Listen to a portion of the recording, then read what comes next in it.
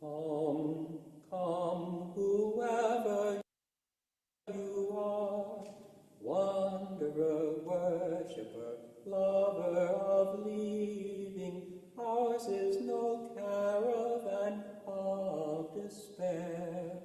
Come, yet again come. Come, come, whoever you are, wanderer, worshipper, whoever you're leading, cause it's no caravan of despair. Cause it's no caravan of despair. Cause it's no caravan of despair. Cause it's no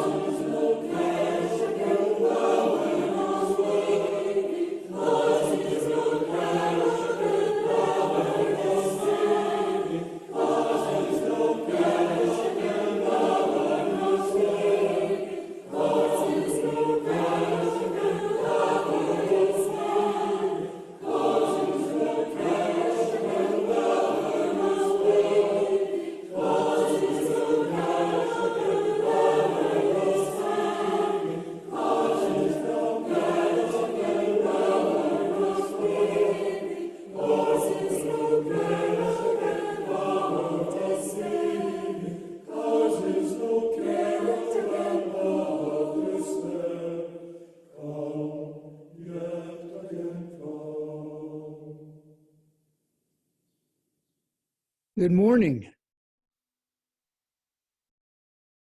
Welcome to the live in-person and live Zoom worship service of the Universalist Unitarian Church of Riverside. Our opening hymn this morning is number 354, We Laugh, We Cry, from the Gray Hymnal. Feel free to sing as the Spirit moves you. Please stand in body or spirit and join us in singing hymn number 354, We Laugh, We Cry.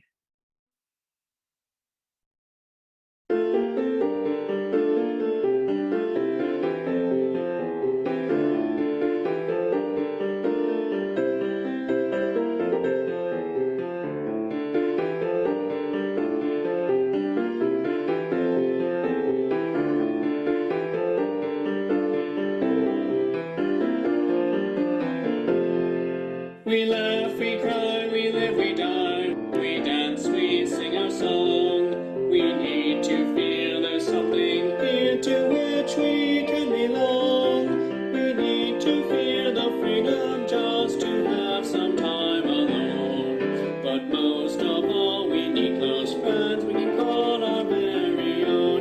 And we believe in life and in the strength of love. And we have found a need to be together. We have our hearts to give, we have our thoughts to receive, and we believe that sharing is an answer. A child is born among us and we feel a special glow. We see time's endless journey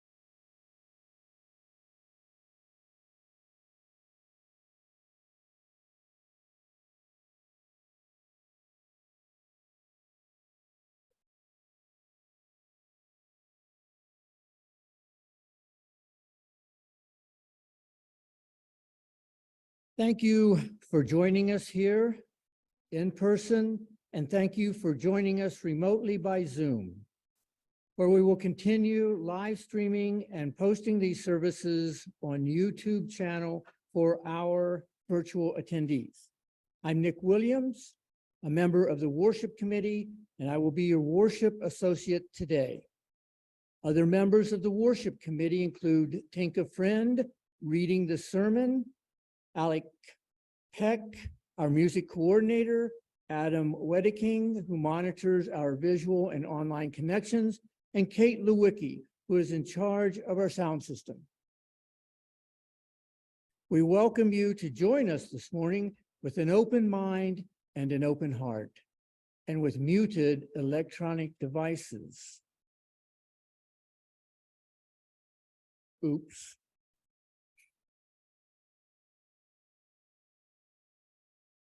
We welcome you all to this.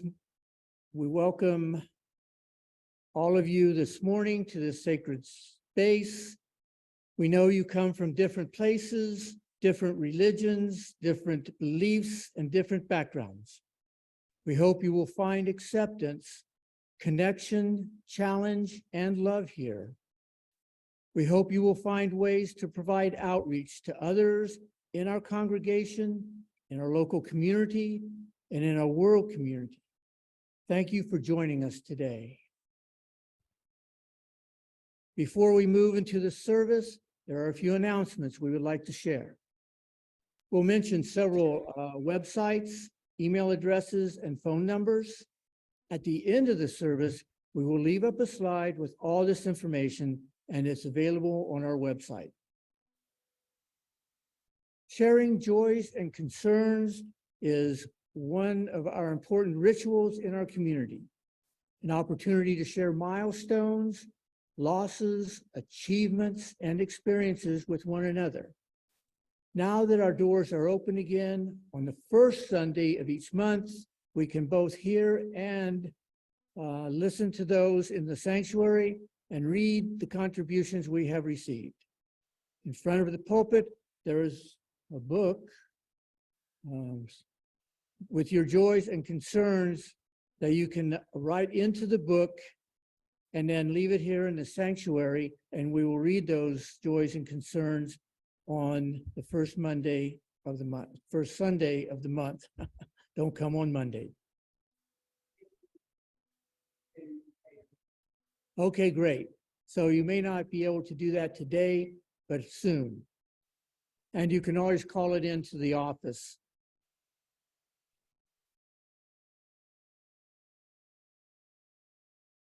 For those of you at home, you can send your joys and concerns throughout the month to uuchurchofriverside@gmail.com. Our next joys and concerns will be on August 6th.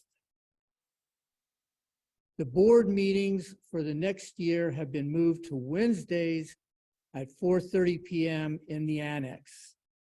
The next board meeting will be this Wednesday, July 19th. So that's now been moved to Wednesdays, 4:30 p.m. And all are welcome at the board meetings. The Social and Environmental Justice Committee meeting is today in the annex at 10:30. You can find the Zoom link and for more information on the website under Social and Environmental Justice.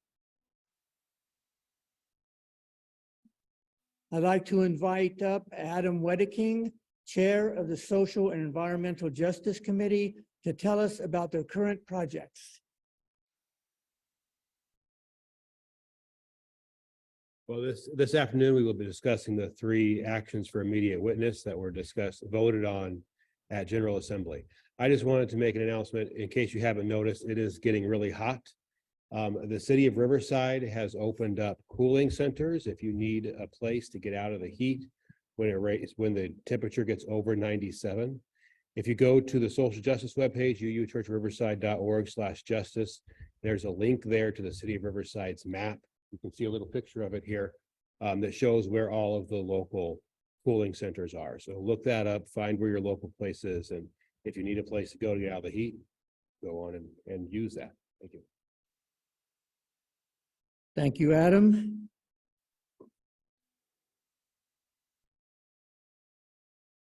And now I invite you to sit back, take a slow, deep breath as we move into the worship hour. You are welcome to read with me the mission statement of our church. Our mission is to foster a diverse religious community that celebrates life, affirms the individual, encourages spiritual growth and open thought, and works to advance social justice and environmental sustainability.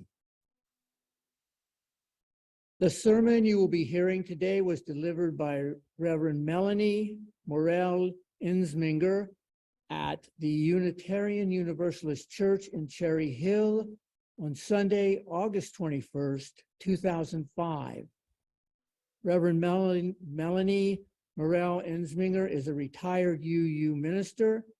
She was ordained in 1993 and served at several churches in Louisiana, New Jersey, Tennessee, and Mississippi. She retired in 2015. She believes in intersectionality, is a music lover, and is a proud mother and grandmother.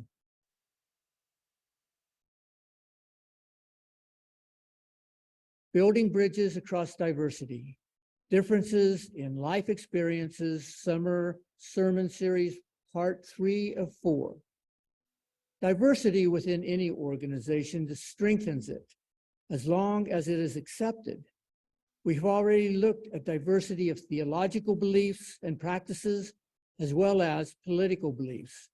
Today, we examine how different experiences of life affect our perspectives and how we can build bridges of community to those whose lives have taken different paths than ours. Now the lighting of our flames. We have 2 lightings of sacred flames. The first is the occupied Indigenous Peoples Remembrance Candle. The second is the lighting of our own chalice, the symbol of our faith. We walk upon the traditional territories of diverse and sovereign peoples, the original peoples of this land, who continue to cry out for justice and self-determination. This spot we occupy was first the sacred space of several groups of indigenous peoples, including the Cahuilla, the Cupeño, and the Serrano. We, the Universalist Unitarian Church of Riverside, light this sacred flame as the stewards of the sacred and holy place.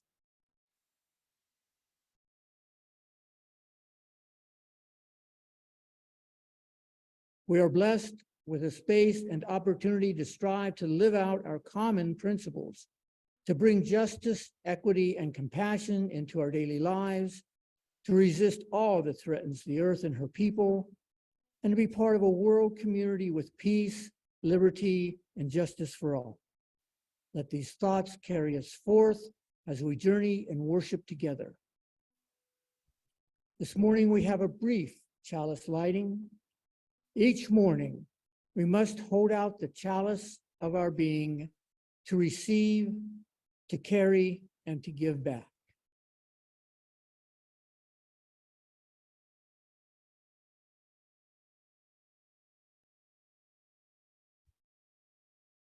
We have a tradition at UUCR to welcome those who are visitors or perhaps returning after some time away. We know it can be uncomfortable to stand up and speak in front of others, so I have asked Avery to demonstrate. Step close to the mic and speak into it directly and clearly so everyone can hear. However, be aware that you will be visible on our Zoom camera and in the recording of this service, which is posted online. I found out about this church when I was homeless in about 2009, 13. Oh. I found out about this church in about 2013 when I was homeless in Riverside. and I could be considered a real deadbeat. I came for the free coffee and got talking with people and enjoyed the fellowshipping and caught the services and soon joined. And I've been a member for about 10 years now, 11 years. Thank you. Thank you. That's how it's done. If you are new here, a visitor, or an old friend, please raise your hand to stand and come up to the mic in front of the pulpit.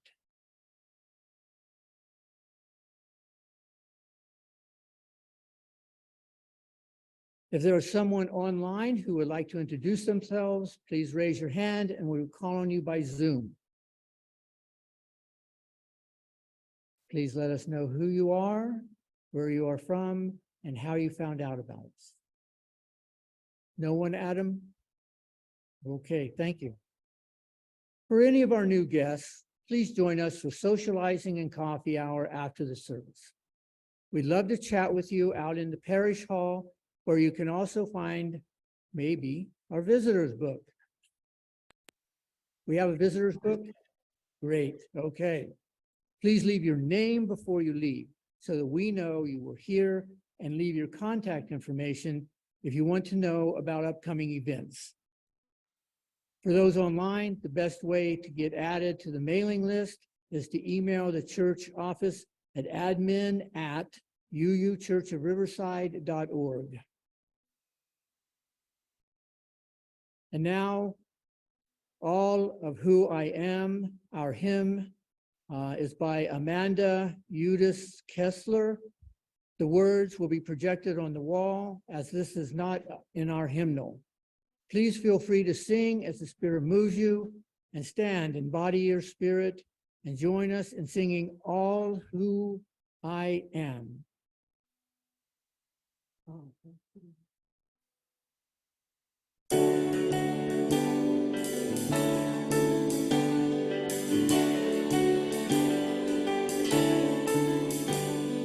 Something I'm learning day after day, something that steadies my feet on the way, is the truth that my life brought me right to the place I am now.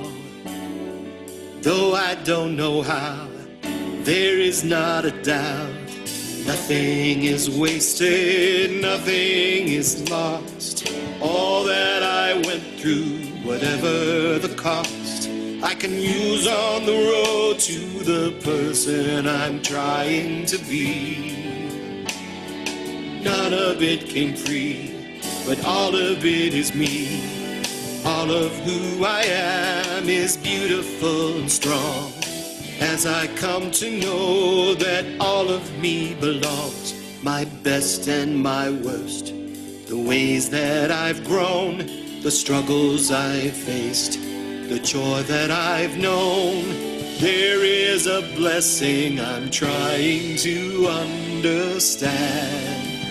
It's been there since my life began. I will find it in all of who I am.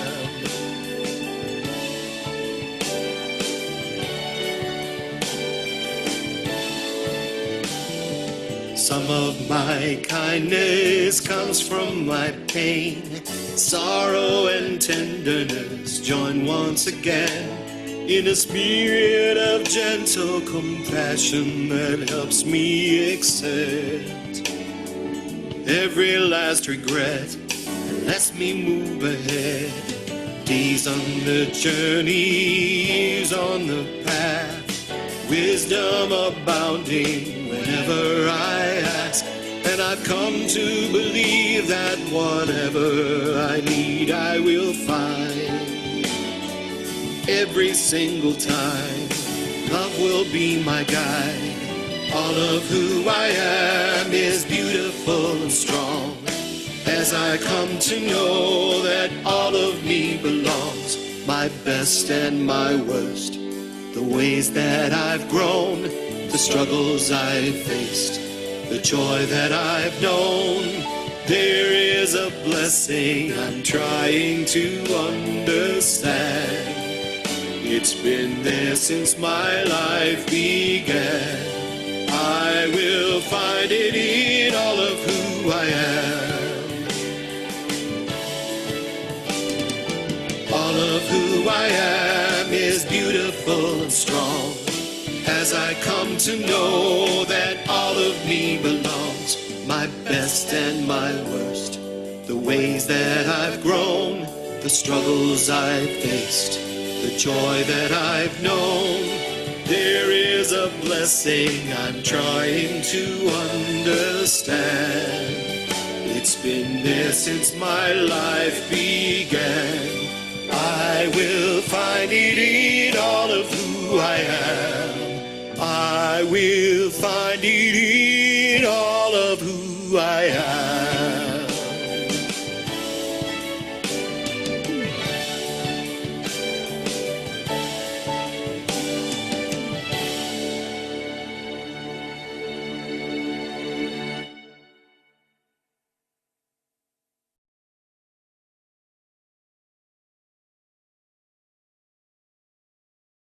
This, pardon me, this portion of our service is to support our beloved historical church. This can be accomplished in several ways. In addition to the weekly collection, you may send your checks to the church address, which is shown here. You may contribute by PayPal using the QR code, which is shown here, as well as the church website and in the newsletter. Stater Brothers Market gives our church a rebate on Stater grocery cards, which we will have in church each Sunday. You get the full value, and the church also receives a percentage for free. Amazon gift cards are also available. Please see Dinah Rowe or Robert Braun in the church office if you are interested in purchasing the gift cards, or out here in the parish hall after the service. Please donate as the Spirit moves you by whatever method works best for you. We will also be collecting food and hygiene items. Thank you for your generosity, and to those who give of their time and their talent, thank you for your generous care and attention. Will our ushers now please come forward to receive the collection?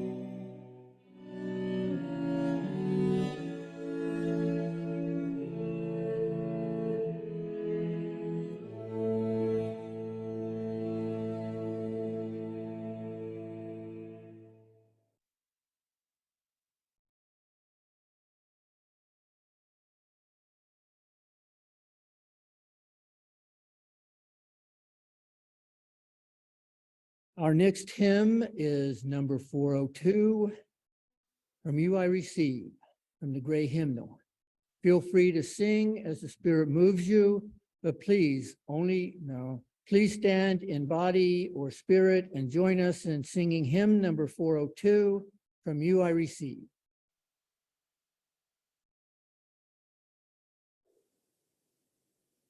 From you I receive, to you I give. Together we share, from this we live. From you I receive, to you I give. Together we share.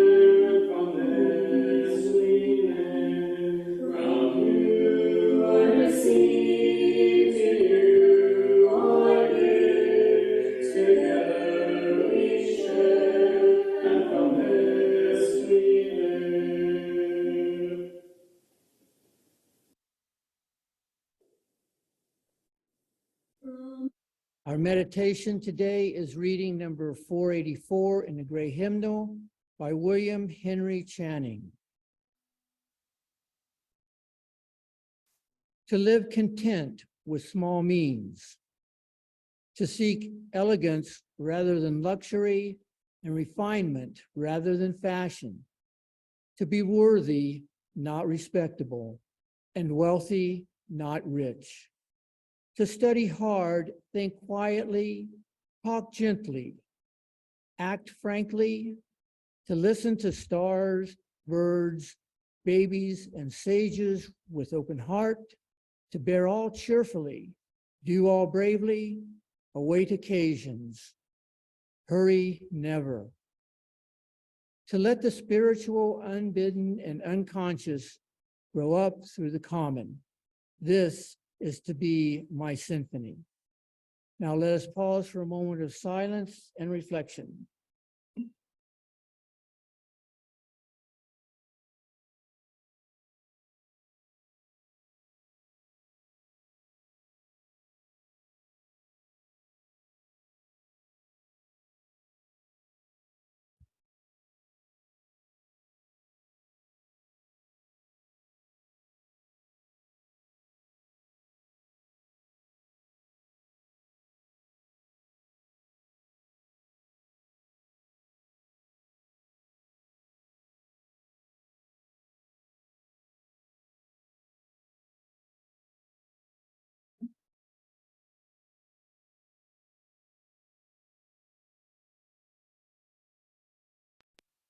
Now I would like to introduce Tinka Friend, reading part 3 of the summer series, Building Bridges Across Diversity, Differences in Life Experiences. The sermon you will be hearing this morning was taken from the worship web found on the website of the Unitarian Universalist Association. As stated earlier, it is the third in a series of 4 sermons presented under the theme, Building Bridges Across Diversity. Good morning, everybody. How many people have been here? This is the third, as you just heard. How many people were here for the first and second? Okay. And I'm just going to ask before I get started, perhaps it's because I'm sitting over on the side and the speakers aren't there. I was having a hard time hearing a couple of times. Is there anybody else that it seems soft or that they had a hard time hearing? Okay, it's probably just because I'm sitting on that other side. So I have a few reminders before I start reading today's sermon. And especially for those of you who this is your first time. This sermon series was written in 2005. And at the General Assembly that year in 2005, the assembly was at Fort Worth, Texas, and a report of the Commission on Appraisal of the Unitarian Universalist Association called Engaging Our Theological Diversity was released. The finding of that report is the basis for this sermon series. Since then, the Commission on Appraisal has conducted and issued 3 more reports. I also feel the need to remind us that since 2005, and certainly since 2015, in this nation, in our country, in our communities, in our churches, and even in our families, we have become even more divided. As a society, we have become more critical of others and less willing to listen with an open, non-judgmental heart. It seems like we all want to prove that we are right and others are wrong. One thing no one can dismiss or disprove is your life experiences and your feelings about them. Even our prejudice are often based on life experiences, some of which are what we were taught by our families, our schools, our culture, the way we were treated by others, and our fears. Perhaps it will be the task of a loving, accepting faith to really listen to each other and to bring us together again. So remember, the sermon I am about to read are the words of the minister who wrote them. So this is Building Bridges Across Diversity, Part 3, Different Life Experiences. It was by the Reverend Melanie Morel-Ensminger. It was for the Unitarian Universalist Church in Cherry Hill on Sunday, August 21st, 2005. And now I begin. Each summer, our worship services are linked together by a common theme. Our summer sermon series this year addresses the complicated issues surrounding the UU ideal of diversity, and hopefully points the way for us to deal better with differences in our congregations so that we are better able to deal with differences in the shrinking global world. Last Sunday, we looked at political differences among UUs to remind us that being a religious liberal does not necessarily mean being a political or social liberal. The Sunday before that, we discussed how to get along with those people whose theology or religious beliefs differ from our own. Today, we examine how different experiences of life affect our perspectives and how we can build bridges of community to those whose lives have taken different paths than our own. Next week, we will end the series with some general ideas on how to get along and create strong community without being threatened by various kinds of differences. That sermon, fittingly enough, is titled Crossing Over. Do we merely tolerate diversity, or can we truly celebrate it? The query posed by the Commission on Appraisal of the Unitarian Universalist Association in its report published in May 2005 might be called the $64,000 question for our religious movement, and can be seen as the unifying theme for this series, for this sermon series. We Unitarian Universalists are proud of the diversity, the wide points of view in terms of spirituality and philosophy, and to a certain extent, politically, represented among us in our congregations. And yet, there is some evidence to indicate both that we may not be as diverse as we like to think, and that our diversity is not very well accepted among many Unitarian Universalists. This week, I had a conversation with a parishioner about this sermon series, who told me that Unitarian Universalism in general, and this sermon series in particular, makes entirely too much of differences. You could have shortened this whole sermon series, this congregant said to me, if you just said that the best way to deal with any of the differences is just to ignore it. Well, part of me wants to agree. Part of me gets so tired and frustrated from trying to figure out if unintended actions or words of mine have caused offense or pain or misunderstanding with another person, that I understand very well the impulse to blurt out, "Oh, just get over yourself. Why don't we just ignore the differences? Why can't we all, in the immortal phrase of Rodney King, just get along?" The fact is, how we act and react, the choices we make, the style of our interactions with others, the way our minds work, how we interpret to ourselves what happens to us, are all deeply affected by who we are, whether we are male or female or intersect, Black or white or Latino or Asian or Native American, young, middle-aged, or old, working class, middle class, upper middle class, straight or gay or bisexual, hail from the Caribbean, the South, the Northeast, the Midwest, or the West, are college or university or high school graduates or not, to minimize or deny the very real effects on a person's life of these differences would be to ignore or devalue important parts of another person.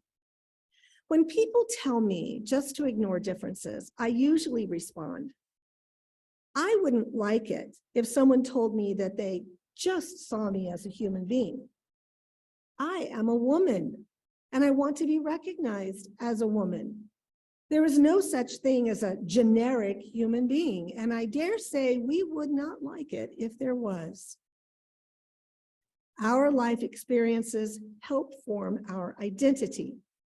Everything that happens to us is filtered through the lens of our particular history and location, so that the exact same event can have vastly different implications and interpretations for different people, depending on their age, gender, and relationship.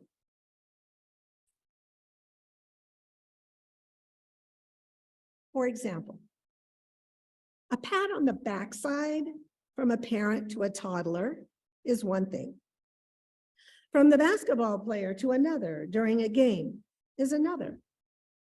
Between intimate partners in private is yet another. And the same act done by a male supervisor to a female employee means something entirely different. So while I might get weary sometimes, navigating the treacherous currents of differences and diversity, the other part of me recognizes that the best way to honor the inherent worth and dignity of every person is to affirm people in all of their glorious and aggravating particularities, which means taking note of such things as gender, race, age, economic class, sexual orientation, culture, and educational level. While Unitarian Universalism has made great strides in dealing with sexism and incorporating women into leadership roles, and while we are acknowledged as a leader in religious circles for our welcoming congregation program and the number of our out gay and lesbian ministers in our ranks, we still have a long way to go on race and culture and class. With the exception of those few remaining downtown urban churches, UU adult congregations are overwhelmingly white. And the main reason that UU Sunday schools are slightly more racially diverse is due more to transracial adoptions than to any positive outreach efforts that are being made. In terms of age, we are not doing very well there either. One unkind wag has called the UU General Assembly, quote, a gathering of Q-tips for all the white and gray heads that are present. The Commission on Appraisal report addresses the tender issue that so many young people who were raised UU leave the denomination after their time in Sunday school is over. While most UUs would rather die than be caught making a sexist or racist remark or joke, it is still okay in most congregations to disparage or make fun of rednecks and Southerners. It's the rare UU sermon that is not chock full of multi-syllabic 50-cent words, successfully shutting out anyone without a graduate level vocabulary. And don't even mention military experience. A lot of the times, it seems the only veterans who would be comfortable in a UU church are those who have turned against the military. Wanting diversity and talking about are not enough. We must move towards being truly welcome. And welcoming diversity and the richness and complexity that different life experiences can bring to a congregation is not easy. It can be tricky to discern how best to make another person feel welcomed and affirmed, especially if that other person is different in some significant way from you. The discomfort we all feel when confronted by difference may well be hardwired. That is, it may have developed in our brain and nervous system through the process of evolution that we view a person from outside our own tribe as possibly dangerous, and thus we go on alert. Even so, we can train ourselves to be more comfortable, or to at least be better tolerant of being uncomfortable. One thing we can train ourselves to do is to limit how much we think of ourselves and our particular situation as the norm. Sure, who and what we are is normal for us, but that doesn't mean it has to be assumed as normal for everyone else. Let's face it, the other person may well be thinking that we are the strange ones for being different from them. Another helpful technique is to resist the temptation to generalize. Having met one Italian doesn't mean you know what all Italians are like. Not all lesbians think alike, nor do all truck drivers, people of color, or teenagers. Don't even generalize about Unitarian Universalists. That is especially dangerous. I like to tell newcomers that almost any sentence beginning, all UUs agree that, is a falsehood. We can stop and think twice about telling those ethnic or regional jokes, or making those insulting characterizations of other places and other cultures. The best thing we can do is to be genuinely interested in another person, regardless of, or perhaps because of, their differences from us. To ask sincere questions and to deeply listen to the answers without trying to formulate a rejoinder. Another parishioner, referring to this series, complained, "We'll have nothing to say to each other since we can't say this and we can't say that." Of course, that is an exaggeration. We will always have lots to say to each other. Questions to ask about our journeys, about how we got here and how we feel about it. What moves us and touches our heart? What makes us strong and gives us courage? What makes us comfort? What gives us comfort? And what makes us feel less afraid in those dark nights of the soul that each one of us goes through. We can always share the reasons we look for a religious home and what we thought when we first found Unitarian Universalism. In sharing our stories by respectfully and deeply listening to each other, I feel sure that we will discover that we are more alike than different, that no matter what outward diversity may be obvious, that there is an underlying unity that may not be easily seen, but can be uncovered through authentic relationship and through shared common work to make this world better. Look around you. In this congregation right now are people of different gender, different orientation, different race or ethnicity, different education, different economic level.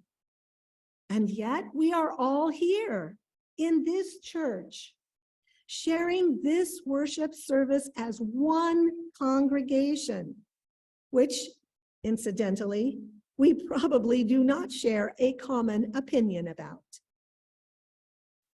What is important in Unitarian Universalism is not that we always agree or that at least we suppress or keep to a minimum our disagreements, which never works anyway, but that we value each other as the unique and treasured gift of creation that we are, and that we value the diversity in our congregation and in youism as a precious resource that makes us strong. Biologists tells us that the healthier the environment, the more biodiversity is present. Let us remember that the more diverse we are as a religious community, the stronger and healthier we all are. So might this be. Amen, Ashe, Shalom, Salam, Namaste, blessed be. Our closing hymn is Everyone is Worthy by Amanda Eunice Kessler. Feel free to sing as the Spirit moves you. Stand in body or spirit. Join us in singing the hymn, Everyone is Worthy. The words will be projected. And if you want to dance a little, go for it.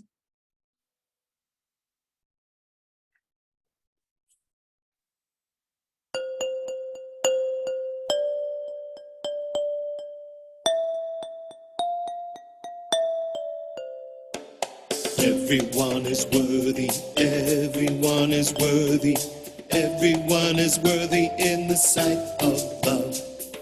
Treat each other kindly, treat each other kindly, treat each other kindly in the name of love. Everyone is worthy, everyone is worthy, everyone is worthy in the sight of love. Work for peace and justice, work for peace and justice, work for peace and justice in the name of love. Love is our holy grace. Love is our sacred place. Love is our holy grace. Love is our sacred place. Everyone is worthy, everyone is worthy, everyone is worthy in the sight of love. Welcome in the stranger, welcome in the stranger, welcome in the stranger in the name of love. Everyone is worthy, everyone is worthy, everyone is worthy in the sight of love.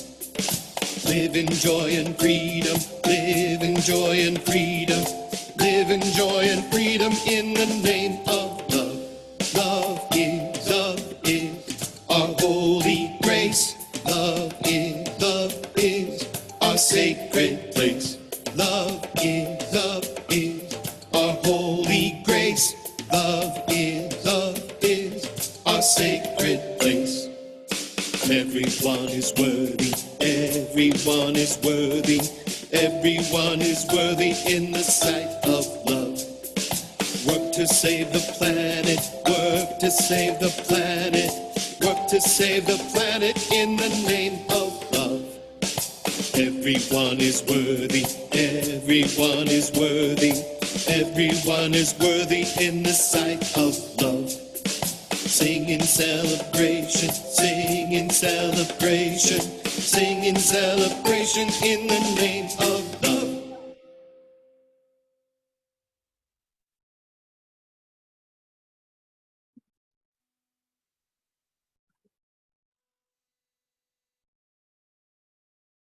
And our closing words for this service is something that I wrote based on that song. What is your worth? What is your worth? Is it determined by how you pray? If you pray? Is it determined by how you sing? If you sing? Is it determined by how you speak, if you speak? Is it determined by how you laugh, if you laugh? Is it determined by how you vote, if you vote? What is your worth? Do you have worth only if you dress like others? Do you have worth only if you look like others? Do you have worth only if you dance like others? Do you have worth only if you think like others? What is your worth? What is your worth if you don't agree with others?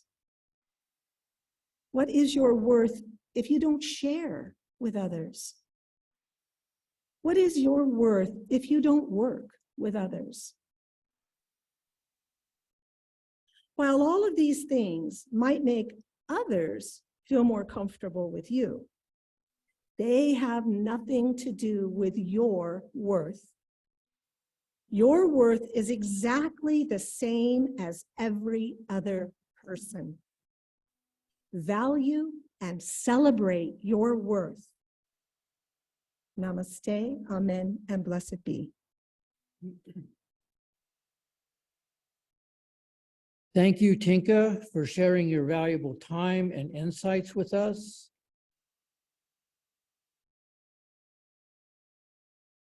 It's sincerely appreciated, and we look forward to seeing you again.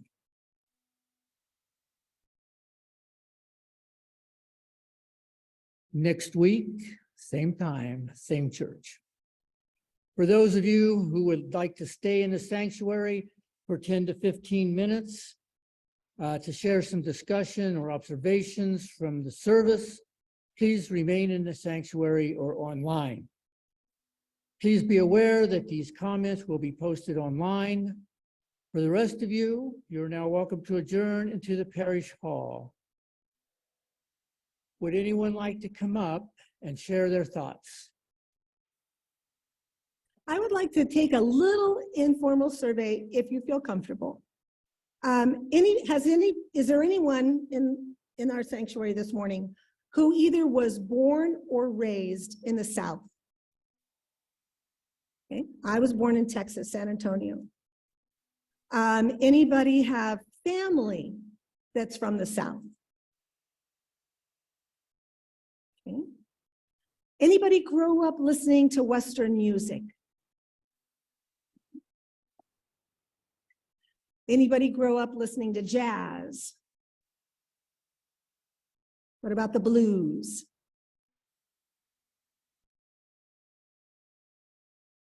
Anybody born, raised, or have family in the Bible Belt, kind of the Midwest or in that area? Yeah, you too. Anybody have family members from the military? Okay, is there anybody here who was in the military?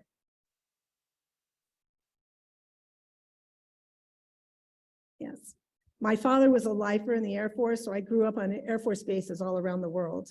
My brother was killed in Vietnam, serving, fighting in Vietnam. And then my husband was drafted during Vietnam.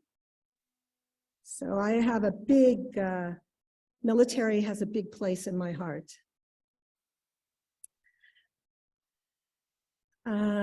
Does anybody come from a family where your parents did not graduate from high school?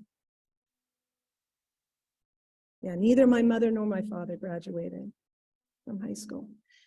Is there anybody here who was the first person in their family to go to college? Yeah.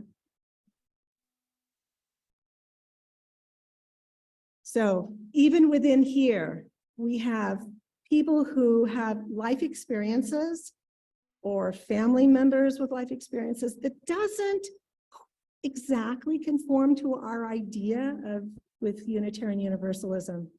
Okay, thank you very much. That was something I was hoping for. Now, does anyone have something they would like to share? A comment made, something that came up for them, positive or negative, about what was, hey, Bill. about what you heard this morning?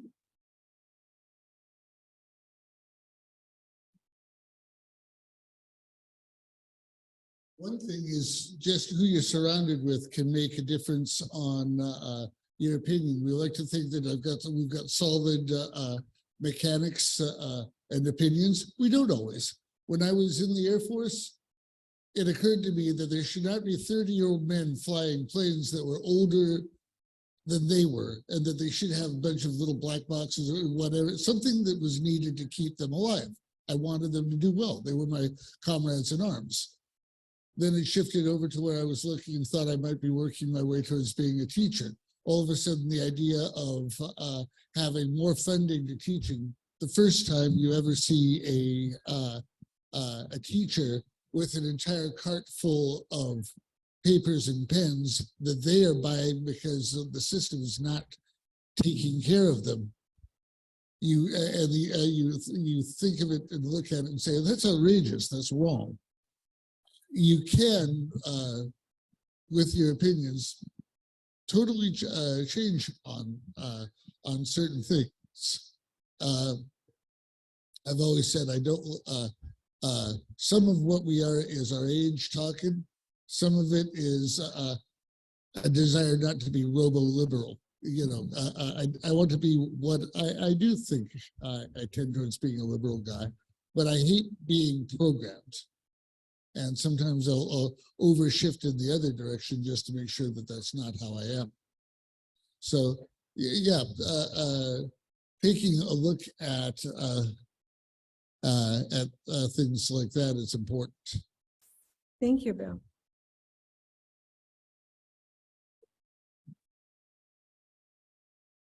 Anyone else?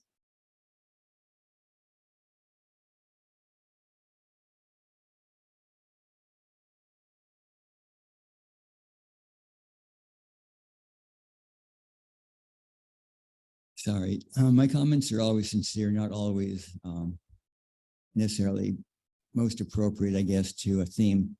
But talking about self-worth, I think that's a very big thing for each of us. Just as an example, my father was one of 3 sons. The other 2 sons and his sister all finished college. Their parent has enough money to send them. My dad went to college and kind of drank his way for a semester or 2 and then dropped out. Result is, sorry, long story, but the idea of self-worth. He said that whenever he went to a meeting where there are other people, especially when he worked in the sawmill with his other brothers, they were all bosses at the time, that he wanted his car to be as good as anybody's car. So he always had a Chrysler. And he had a car about every 3 to 5 years. He said, cars don't last long. But he said to me, nobody's going to think less of me because I have a car as good as any of them. Well, as a child, that didn't really make much sense to me. I thought, huh? As years have gone by, I gained a physics degree and a math degree. And because I was criticized by a teacher that I revealed my master plan of taking 6 years, and he said, that's a disgrace, you should have a master's. And so I got out in 5.5 years. So when I want to talk about self-worth with other people, forget the car. I always say I graduated simultaneously in physics and math in under 5.5 years. And when they say, what kind of car do you drive? I try to drive the cheapest, most disposable, yet reliable, according to Consumer Reports. And currently I have a Kia. I wanted to have a Kia Rio, but they wouldn't sell me a stick shift Rio. And so I have a Forte. To me, that's a very advanced car. But in summary, I think the way that you establish your own self-worth can do a great deal in how open you are to other people and their diversity and their situation in life. So you should establish that you are worth something. Be proud of whatever that is, and whether it's your car or some college. Thank you. Thank you. Anyone else?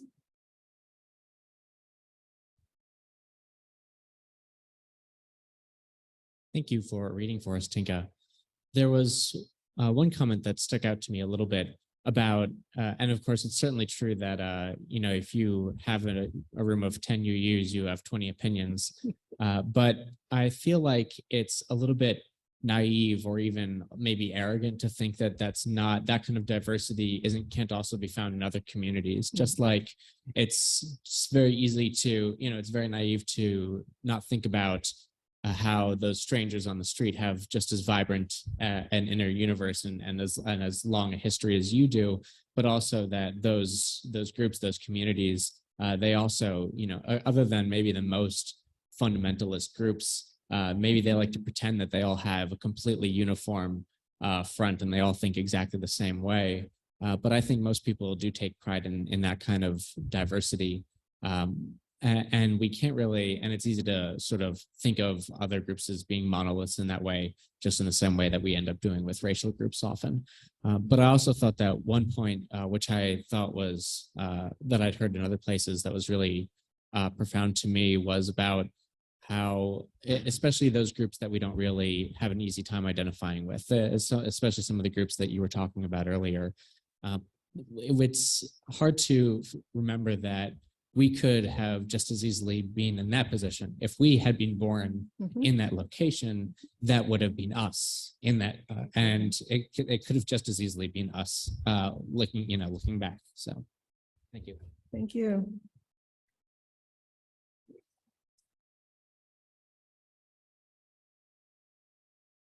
Hello. Good morning. My name is Ipiani Lockhart. It's been a while since I've been here. I recognize Mr. Bill. I see Adam. I had the pleasure of speaking here one time when Matthew used to lead the church. So definitely nice to be back. The thing that I've been hearing is self-worth. And I agree with the gentleman that has the math degree that to me, our self-worth is truly irreplaceable and priceless because we each are uniquely created. And we each have gifts and talents that we must manifest into this world. I believe that if we discover that self-worth within ourselves or that love within ourselves, it'll allow us to see the love in the other people that dwell with us, because this is a journey, life in general, life within the living. That's the phase that we're in currently. Many people can choose their belief system, but at the end of the day, I hope that each of us knows our self-worth and know that we are meant to be and produce beautiful things in this world and see that in others when we're in this world, because it's a temporary experience. Sadly, yesterday I lost my aunt. She was like the linchpin of our family, Teresa Holman. And she was the historian of our family. And now it falls upon us to carry the history of our people, and such as we all are within this experience in America. But yes, we are connected to the world at large as well.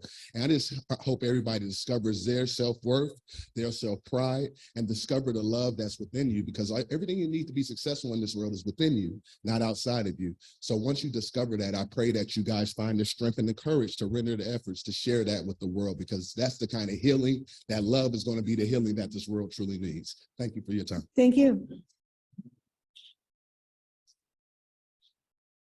Alec, what you had said about remember there, but for the grace of God go I type of a thing, if we'd been raised there, I've thought of that a lot, because in my family, my cousins, my nieces and nephews that still live in Texas and Oklahoma, and I'm grateful my father was in the Air Force, and that really brought us out and exposed us to cultures.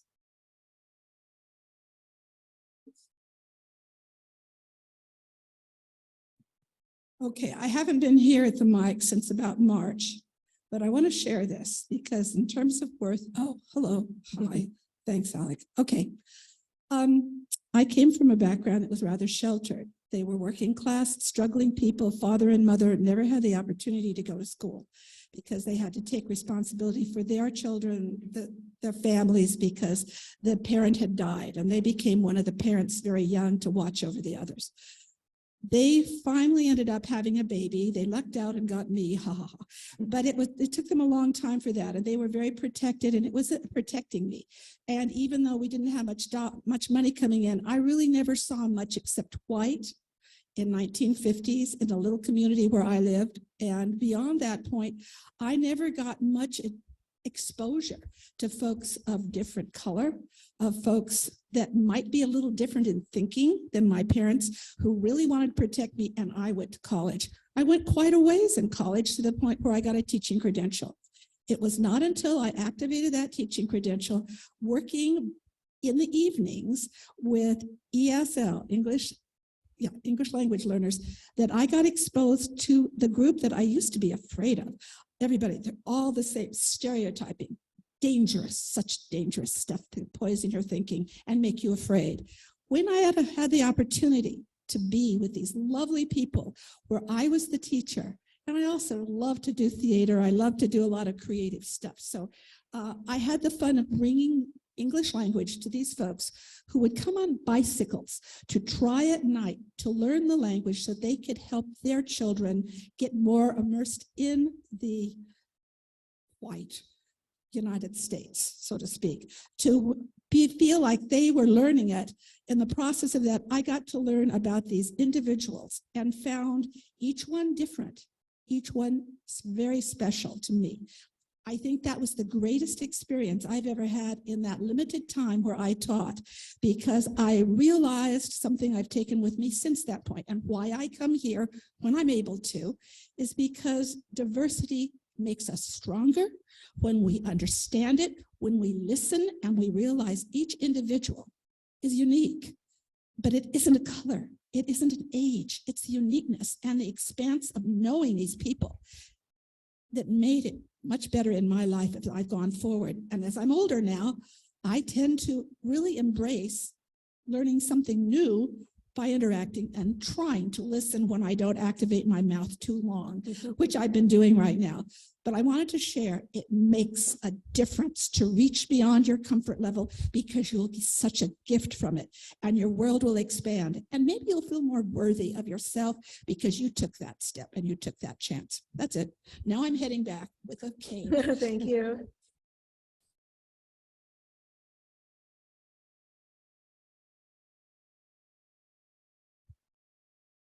Nick Williams, Universalist Unitarian. When I listened over a period of time recently, I realized that America is a lot like the Borg. We like to assimilate everybody into our way of thinking and acting. Unfortunately, that doesn't work out too well, because you have the Southern assimilation, you've got the Northern assimilation, you got the West Coast assimilation. And so we still, don't pull everybody in the same way, because it's just not possible. I grew up in Parkersburg, West Virginia, on the Ohio River, northern West Virginia. I was in an all-white society. I was probably 7 or 8 years old when I saw the first Black person in my life, and they were 3 or 4 blocks away. And I asked about who's that, and I was told that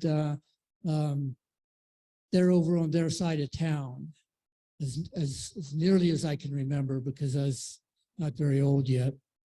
And so I grew up pretty racist without even knowing what that word was. But I do remember the N-word in a lot of jokes that we made around school. And when I moved to Southern California in the 6th grade, it was a real culture shock. Not only were there African Americans in the classroom, there were a lot of Hispanics. And I just remember being very surprised by all of that. I don't remember being particularly shocked, but I do know that still, when I see people, the first thing that I think is the color of their skin. And then I have to remind myself that I don't react to that stuff anymore, that's just old wrong thinking. So, my responsibility now is not to act out what I didn't even know I was learning at a young age, and expand the numbers of people that I come to know. And that's The military helped me a lot with getting over it because it was very assimilated by the time I was in the 70s.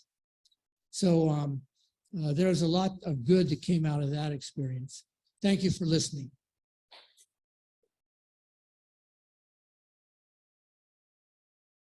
Is there anyone else? Is there anyone online? All right, well, if there are no further comments, I want to thank you for listening to the sermon, and I want to thank you for sharing your thoughts. And now we can all go into the parish hall for refreshment.